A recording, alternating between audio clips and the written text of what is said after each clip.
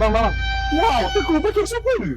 Sorry bang, yang Zomber ni saya terjumpa kat tepi jalan tadi dan kereta saya pun dah tunjuk-tunjuk. Elok lah tu ni memang bagi kereta pun. Bang. Saya Ya Allah, aku pasrahkan. boleh lah nak servis Zomber tayar dengan rim kat sini. Ya memang boleh pun sebab ni memang kedai tayar. So Exober pun dia buat sekali, mesin goyang pun ada. Servis package pun ada dia orang kata lah. Ni apa bang ni? Yang ini nama dia karipap goreng.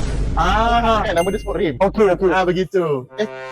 Kan ada orang ni. Saya kereta main ni bang. So agak-agak apa tayar yang sesuai kat sini? Tengok saya 14 ke 15. Kalau 14 175 dan 514. Yang itu paling gamah. Kalau 15 185 boleh, 195 55 15 pun boleh. Macam-macam tayar ada, GT ada, Duracell ada, Bridgestone ada. Kalau nak cantik lagi, Michelin Pilot pun ada kat sini. Semua macam boleh buat. Kalau nak tayar boleh, boleh kemudian sebab tadi. Sebab tadi ada kau nak yang standard kalau boleh kalau bayar adjustable pun ada sikit dia sekarang ni. Kita pun ada adjustable. Rem dah cantik, tayar cantik, adjustable bang. Kak. Eh?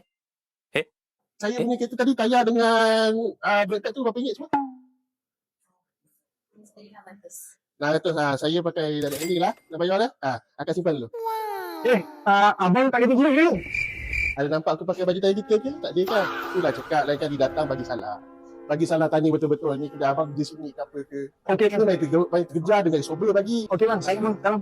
Duduk. Terima kasih. Biadab ke dana gelama. Okey, bye bang.